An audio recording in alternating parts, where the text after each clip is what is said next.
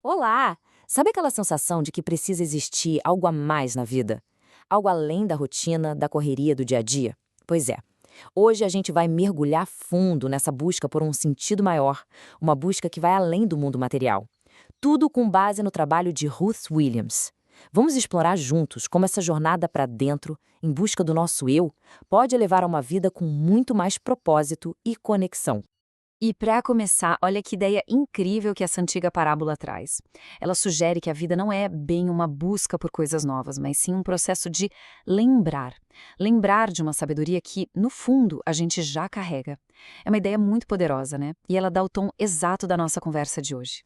Tá, a ideia é linda, mas na prática, como é que a gente começa a recordar?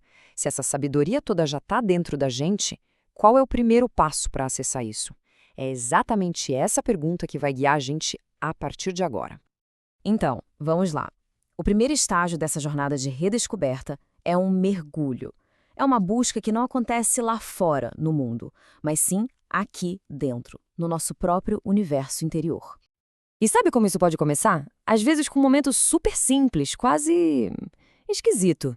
A autora conta que na adolescência ela se olhou no espelho e veio aquela pergunta na cabeça: peraí, quem está olhando para quem aqui? Essa pergunta que parece boba foi o estalo. Foi o começo da busca pelo eu com E maiúsculo, sabe? Aquela parte nossa que é muito maior que o ego do dia a dia. E essa jornada para dentro tem nome. O grande psicólogo Carl Jung chamou isso de individuação. E a sacada aqui não é se tornar uma pessoa perfeita sem defeitos, nada disso. A ideia é se tornar uma pessoa inteira, completa. É olhar para tudo que a gente é, o lado bom, o lado sombra, e abraçar tudo isso para finalmente seguir um caminho que é nosso de verdade. Mas claro, começar essa jornada dá um medo, né? E essa fábula antiga ilustra isso perfeitamente. O dragão, que parecia aterrorizante de longe, vai encolhendo conforme o herói se aproxima. E o nome do dragão era o que poderia acontecer. É ou não é genial? O nosso medo do futuro, da mudança, quase sempre é um monstro muito maior na nossa cabeça do que na vida real. Ok, então a gente decide encarar o dragão e olhar para dentro. Mas aí a gente esbarra em outra coisa, a nossa própria mente. E percebe que só pensar, só usar a lógica, talvez não seja suficiente. É que existem duas formas de saber. Tem a mente racional, que é ótima para analisar, para organizar, ela é um servo excelente, mas se ela vira dona da casa, o negócio complica. Do outro lado, tem a sabedoria do coração, aquela que não usa palavras, a tal da intuição. É lá que moram a compaixão, a alegria. Como já dizia o Saint-Exupéry, né?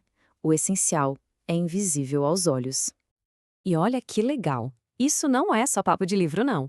Existe um país inteiro que leva essa ideia a sério, o Butão. Lá, eles decidiram que a felicidade nacional bruta é mais importante que o produto interno bruto.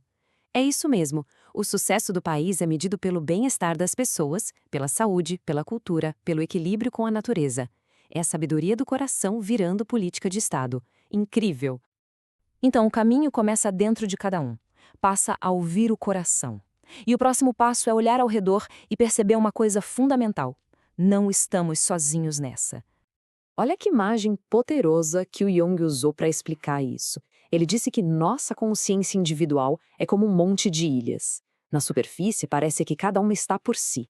Mas se a gente mergulha, lá no fundo do oceano, todas as ilhas estão conectadas pela mesma terra. Essa é a ideia do inconsciente coletivo. No fundo, estamos todos ligados. E o mais maluco é que a própria ciência está começando a mostrar essa conexão de formas que a gente nem imaginava. A natureza é um show de redes invisíveis. Tem fungo se comunicando por baixo da terra, tipo uma internet da floresta. Tem planta mostrando inteligência, desviando de obstáculos. E pasmem, a gente tem mais bactérias vivendo nos nossos intestinos do que estrelas na nossa galáxia. Somos um ecossistema ambulante. E quando a gente entende essa conexão toda, a nossa ideia de legado, do que a gente deixa para trás, pode mudar completamente. Pensa nesse contraste. Para a visão ocidental, o legado é acumular bens, passar coisas para os filhos.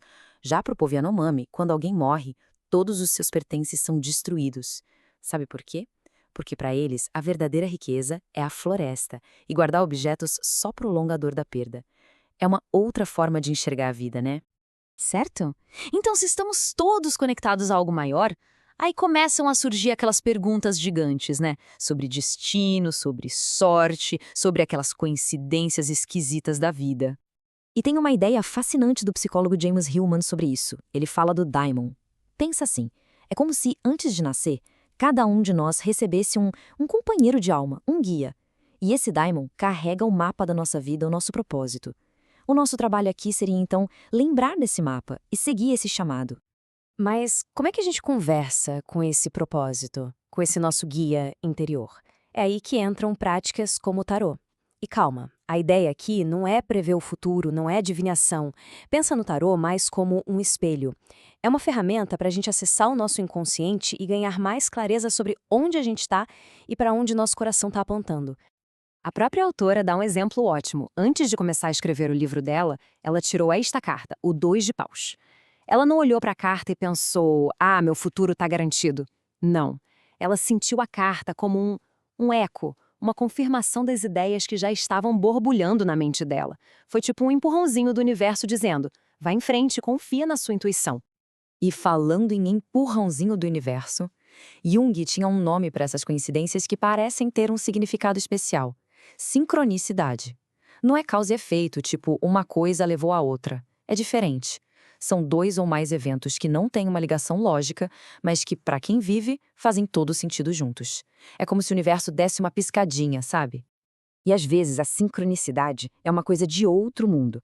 Se liga nessa história real. Em 5 de dezembro de 1664, um navio afunda. Um único sobrevivente, um cara chamado Hugh Williams. Ok. Agora, 5 de dezembro de 1785, mais de 100 anos depois, outro navio afunda. Único sobrevivente, Hugh Williams. E para fechar, 5 de dezembro de 1860, outro naufrágio, um único sobrevivente, Hugh Williams. Não dá para explicar com lógica, né?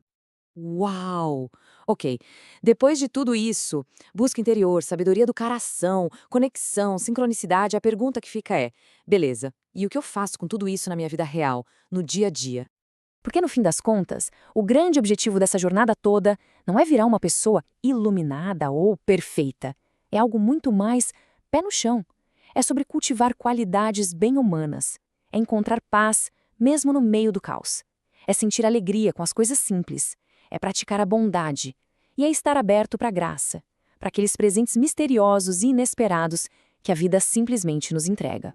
E essa ideia da bondade é fundamental. Tem uma frase atribuída a Platão que resume tudo: seja gentil, pois todos que encontras estão travando uma dura batalha. Quando a gente entende isso, a compaixão se torna a resposta mais natural do mundo.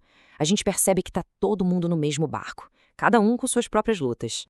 E para fechar, fica aqui este desejo que é simples e ao mesmo tempo de estudo, que a sua vida seja preenchida com graça.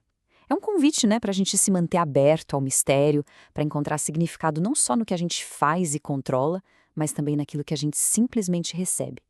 Que esta nossa conversa sirva de inspiração para a jornada de cada um. Obrigada.